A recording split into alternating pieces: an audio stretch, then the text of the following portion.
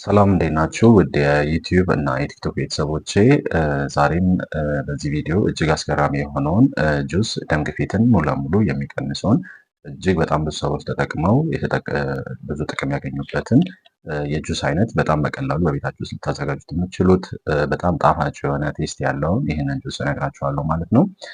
አንዳንዶቻችሁ ምናልባት ከዚህ በፊትም ተጠቅማችሁት የተለያየ ቦታ ሰምታችሁት ሊሆን ይችላል ብዬ አስባለሁ። ነገር ግን በዚህ ቪዲዮ ዲቴይል ምንድን ነው ያለው በውስጡ፣ ሁለተኛ ሳይድ ኢፌክቶቹ ምንድን ናቸው፣ መጠቀም የሌለባቸው ሰዎችስ እነማን ናቸው፣ ሁለተኛ ደግሞ ለምን ያህል ጊዜ ነው ይህንን ጁስ መጠቀም ያለባችሁ ሚለውን እናያለን ማለት ነው። በምን ያህል መጠን እሱ መጠቀም ያለባችሁ ሚለውን እናያለን ማለት ነው። ለዚህ ፔጅ አዲስ የሆናችሁ ሰብስክራይብ እንዲሁም ደግሞ ላይክ አድርጉ ለብዙ ሰው እንዲደረስ አመሰግናለሁ። ይህ ጁስ ከሌሎቹ በጣም ለየት የሚያደርገው አንደኛ ለመጠጣት እጅግ በጣም የማያስቸግር ነው። በጣም ቴስቲ ነው። ሁለተኛው ነገር ብዙ ኤሌክትሮላይቶች እና አንቲኦክሲዳንቶችን በውስጡ ስለሚይዝ ደም ግፊትን ከመቀነስ ባሻገር እስፔሻሊ ለልብ ጤና፣ ለአይምሮ ጤና እንዲሁም ደግሞ በተለይ የሴክሹዋል ዲስፋንክሽን የምንለው ወይም ደግሞ የስንፈተ ወሲብ ችግር ላለባቸው ወንዶች በጣም በከፍተኛ ሁኔታ ያንን ማስተካከል የሚችል ጁስ ነው።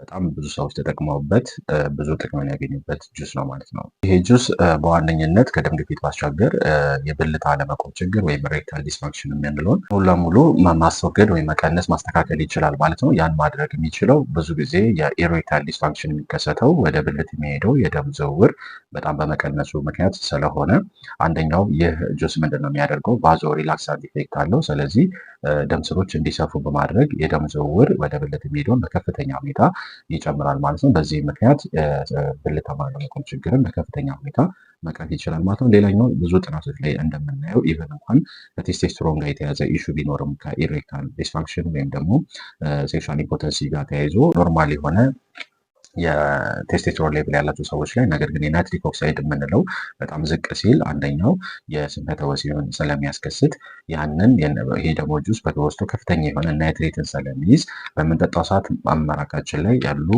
ኢንዛይሞች እንዲሁም ደግሞ ባክቴሪያዎች ያንን ወደ ናይትሪክ ኦክሳይድ በመቀየር ናይትሪክ ኦክሳይድ ደግሞ ከዚህ በፊት የናይትሪክ ኦክሳይድን ብዙ ጥቅሞች ቲክቶክ ላይ ስፔሻሊ ሰርቻለሁ። ናይትሪክ ኦክሳይድ ሲጨምር አንደኛው ጥቅሙ ምንድን ነው? የደም ስሮቻችን ሪላክስ እንዲያደርጉ ወይም ደግሞ እንዲለጠጡ የማድረግ ባህሪ ያለው ማለት ነው። በዚህ ምክንያት ብለድ ፍሎ በደም ሰርኩሌት እንዲያደርግ ያደርጋል። በዚህ ምክንያት የልብ ጤናን እንዲሁም ደግሞ ከስንፈተ ወሲብ ጋር የተያዙ ችግሮችን ይህንን ኢሬክታይል ዲስፋንክሽን ማስተካከል የሚችል ነው ማለት ነው። በ2017 በተሰራ ጥናቶች ቦዝ ደም ግፊት ባላቸውም ደም ግፊት በሌላቸውም ሰዎች ላይ በተሰራ ጥናት ይህ ጁስ በከፍተኛ ሁኔታ ሲያስቶሊኩንም ዲያስቶሊኩንም የደም ግፊት በከፍተኛ ሁኔታ እንደሚቀንስ ጥናቶች ያሳያሉ ማለት ነው። ይህ የደም ግፊት መቀነስ ደግሞ ከደም ግፊት ጋር ተያይዞ ሊመጡ የሚችሉ ጉዳቶችን በከፍተኛ ሁኔታ አብሮ እንደቀነሰ ጥናቶች ያሳያሉ። እነዚህም አንደኛው እና ዋነኛው ስትሮክን ነው። ስትሮክ የመከሰት ቻንሱን በከፍተኛ ሁኔታ ቀንሶ ተገኝቷል። እንዲሁም ደግሞ ከደም ግፊት ጋር በተያያዘ የካርዲዮቫስኩላር ዲዚዞችን ከልብ ጋር የተያያዙ ደም ግፊት ሊያመጣቸው የሚችሉ የልብ ህመም አይነቶችን በከፍተኛ ሁኔታ እንደሚቀንስ ወይም ደግሞ ቀንሶ በጥናቱ ታይቷል ማለት ነው። ሌላኛው የሚሰጠን ጥቅም ጉበት ላይ ያሉ ቶክሲኖችን ወይም ደግሞ ሙሉ ለሙሉ ጉበትን ዲቶክሲፋይ ለማድረግ ወይም ደግሞ ከቶክሲኖች ለማጽዳት እጅግ በጣም ይጠቅማል ማለት ነው። አብሮ ባይንድ በማድረግ ቶክሲኖችን ይዞ የመውጣት ባህሪ እንዳለው ብዙ ጥናቶች ያሳያሉ ማለት ነው። በዚህ ምክንያት ጉበት ላይ የሚፈጠሩ ማንኛውንም ችግሮችን በዲቶክሲፋይ በማድረግ ከቶክሲኖች ጉበትን በማጽዳት የጉበት ችግሮችን ያስቀራልም። ከተከሰተም በኋላ በከፍተኛ ሁኔታ ጉበት እንዲያገግም እንደሚረዳ ጥናቶች ያሳያሉ ማለት ነው። ሌላኛው በውስጡ ዜንቲን እና ሉቲን የምንላቸውን ኬሚካል ኮምፓውንዶች ስለሚይዝ በከፍተኛ ሁኔታ አይናችንን ፕሮቴክት ያደርጋል ማለት ነው። አይን ላይ የሚከሰቱ እንደ ካታራክት ያሉ እንዲሁም ደግሞ ሌላ ሬቲናል ችግሮችን ሬቲናል ዳሜጅን፣ ካታራክትን እንዲሁም ደግሞ ማኩላር ዲጀነሬሽን የምንለውን እነዚህን ህመሞች በከፍተኛ ሁኔታ ይከላከላል ማለት ነው። ሌላኛው ይህ ጁስ በውስጡ ከፍተኛ የሆነ ፎሌት ይይዛል ማለት ነው። ፎሌት ደግሞ በብዙ ጥናቶች እንደታየው ዲኤንኤ ሚውቴሽንን ወይም ደግሞ ዲኤንኤ ዳሜጅን ፕሮቴክት ያደርጋል ማለት ነው። በዚህም ምክንያት ለካንሰር የመጋለጥ ቻንሳችንን በከፍተኛ ሁኔታ ይቀንስልናል ማለት ነው። ካንሰር የተጠቁ ሰዎችም ይህንን ጁስ ቢጠቀሙ በከፍተኛ ሁኔታ በእርግጥ የሐኪም ኮንሰልቴሽን ያስፈልጋቸዋል ማለት ለሁሉም ካንሰር አይነት ላይሆን ይችላል። ግን በተወሰነ መጠን ቢጠቀሙ በጋይድ እየተደረጉ ቢጠቀሙ በከፍተኛ ሁኔታ ካንሰርን ለመቀነስ ይረዳል ማለት ነው። ኮለን ወይም ደግሞ አንጀት ላይ የሚከሰቱ እጢዎችን ወይም ቲዩመሮችን ሽሪንክ የማድረግ አቅም አለው። ጓራ ላይ የሚከሰቱ ቲዩመሮችን እንዲሁም የመቀነስ ሽሪንክ የማድረግ አቅም አለው። ነርቨስ ሲስተም ጋር ተያይዘው የሚመጡ ወይም ደግሞ የሚወጡ ቲዩመሮችን እነሱንም የማከም የማስተካከል የመቀነስ አቅም አለው።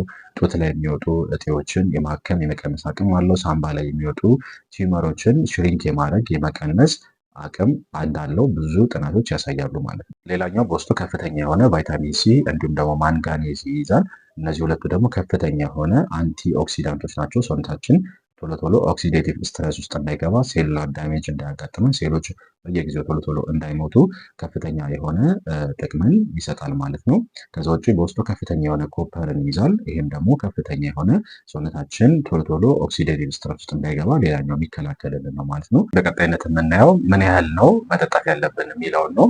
በ2022 በተሰራ ሜታ አናሊሲስ ወይም ደግሞ ጥናቶች ማለት ነው ቢትሩትን ኢቭን ሪጋርድለስ ኦፍ ኳንቲቲ ማለት ምን ያህል መጠን የወሰዱት መጠን እንኳን ኮንሲደር ሳይደረግ ትናንሽ የወሰዱት ከፍተኛ ሁኔታ ደም ግፊትን የመቀነስ ነገር እንዳለው ታይቷል ማለት ነው። ኢቭን ኮንቲኒስሊ ባይወሰድም፣ ነገር ግን ብዙ ጥናቶች ላይ ደግሞ እንዳሳየው ኮንቲኒስሊ የሚወስዱ ሰዎች ያ ማለት 250 ኤምኤል ወይም ደግሞ አንድ ካፕ በየቀኑ ወይም ደግሞ ዋን ግላስ በየቀኑ የሚወስዱ ሰዎች በከፍተኛ ሁኔታ ዝም ብሎ አልፎ አልፎ ከሚወስዱ ሰዎች የተሻለ ግፊትን የመቀነስ ነገር እንዳለው በጥናቶቹ ታይቷል ማለት ነው። ስለዚህ ሬጉላርሊ መውሰዱ እጅግ በጣም ብዙ ጥቅም እንድናገኝ ይረዳናል ማለት ነው። ለምን ያህል ጊዜ እንውሰደው ነው። ስለዚህ ለምን ያህል ጊዜ መውሰድ እንዳለባችሁ ብዙ ጥናቶች እንደሚያሳዩት ቢትሩትን የተጠቀሙ ሰዎች ኢቨን በ3 ሰዓት ውስጥ ባነሰም ከዛም በላይ በሆነ ጊዜ የተወሰነ ደም ግፊታቸው ላይ ኢፌክት እንደሚያመጣ ያሳያል ማለት ነው። ነገር ግን ብዙ ጥናቶች ግን ስፔሻሊ በ2008 በተደረገ አናሊሲስ ማለት ነው አንድ ካፕ ወይም ደግሞ አንድ ብርጭቆ ቢያንስ ለ2 ወራት እስከ 2 ወራት ድረስ ያን ማለት 60 ቀን አካባቢ በተጠቀሙት ከፍተኛ የሆነ ጥቅምን ታገኛላችሁ ማለት ነው። ከዛ በላይ መውሰዱም አላስፈላጊ ነው የሚሆነው። ነገር ግን አንዳንድ ካፕ ለ2 ወር ብትጠቀሙ መልካም ነው የሚሆነው። ከዛ በኋላ ግን እያያችሁ ከ3 ወር ከ4 ወር ከ5 ወር በኋላ ድንገት አንዳንዴ ደም ግፊት ተመልሶ ሊመጣ ይችላል። የዛን ጊዜ ቢሆን ተመልሶ ለተወሰነ ጊዜ መውሰድ ትችላላችሁ ማለት ነው። ስለዚህ ከ1 ወር እስከ 2 ወር ባለው ጊዜ ቢወሰድ አንዳንድ ካፕ ጠዋት በባዶ ሆድ ነው መውሰድ ያለበት ብትወስዱ። አንዳንድ ሰው ጨጓራ የሚያስቸግረው ከሆነ አልፎ አልፎ ሎሚ መጨመር ይቻላል፣ የሎሚ ውሃ ማለት ነው። ከዛ ውጭ ግን ምንም አይነት ነገር አዲሽናል ነገር ሳትጨምሩ ቢያንስ ከ1 ወር እስከ 2 ወር ድረስ ብትጠቀሙት በእርግጠኝነት ከፍተኛ ለውጥን ታገኛላችሁ ማለት ነው። ይሄ ጁስ ያው ብዙዎቻችሁ ታውቁታላችሁ።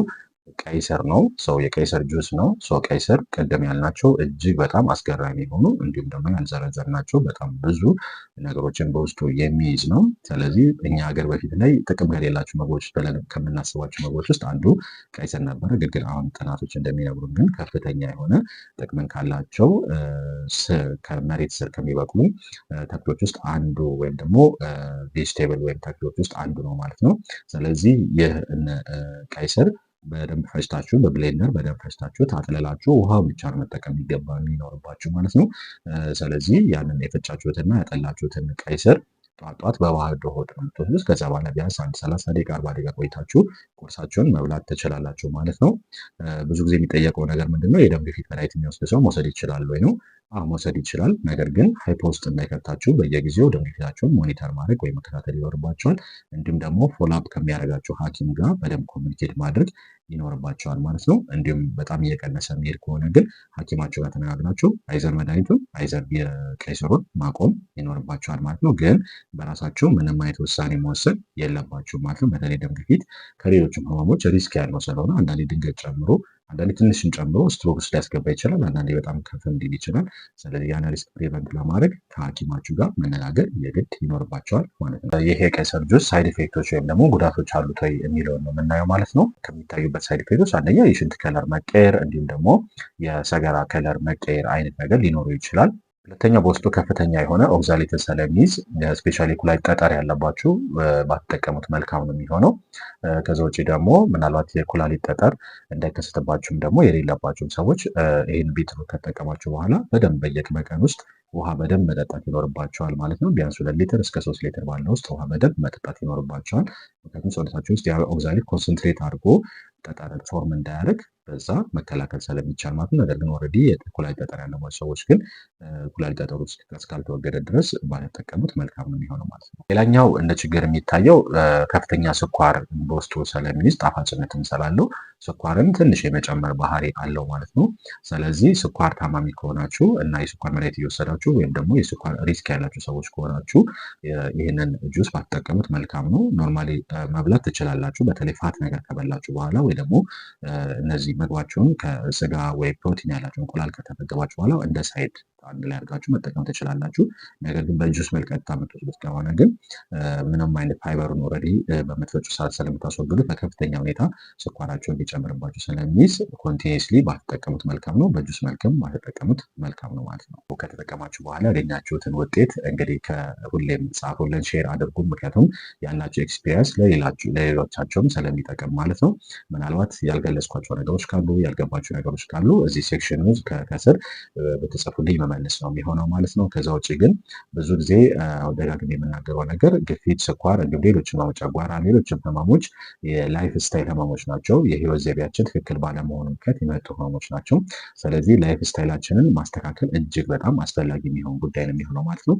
ላይፍ ስታይላችንን ሳንቀይር ለተወሰነ ጊዜ እንደዚህ አይነት ነገሮች ጁሶችን የተለያዩ ነገሮችን ስንጠቀም ለውጥ ልናይ እንችላለን። ግን ለውጡ ሰስቴን የሚያደርግ ወይም ደግሞ ቋሚ ላይሆን ይችላል ማለት ነው። ምክንያቱም ልክ ያንን ላይፍ ስታይላችን ካልቀየረ ልክ ጁሶቹ ስናቆም ወይም ደግሞ የምንወስዳቸው ነገሮች ስናቆም ተመልሶ ደም ግፊቱም ስኳሩም የጨጓራ ህመሙ ሊመጣ ይችላል ማለት ነው። ስለዚህ ላይፍ ስታይላችንን ለአንዴና ለመጨረሻ ጊዜ ሞዲፋይ አድርገን ጤናማ የሆኑ ምግቦችን፣ ጤናማ የሆነ የህይወት ዘይቤ፣ ጤናማ የሆነ እንቅስቃሴ ማድረግን አንድ ላይ ማዋሃድ ይኖርባቸዋል ማለት ካልሆነ አንድን ነገር በመጠቀም ብቻ ይህ መድኃኒት እንኳን 3-4 መድኃኒት እየወሰዱ የደም ግፊት እኮ ማይወርድላቸው አሉ። 3-4 መድኃኒት የጨጓራ እየወሰዱ ማይድኑ ሰዎች አሉ። ስለዚህ ያ የሚሆንበት ላይፍ ስታይላቸውን በአግባቡ ማኔጅ ስለማይደረግ ነው ማለት ነው።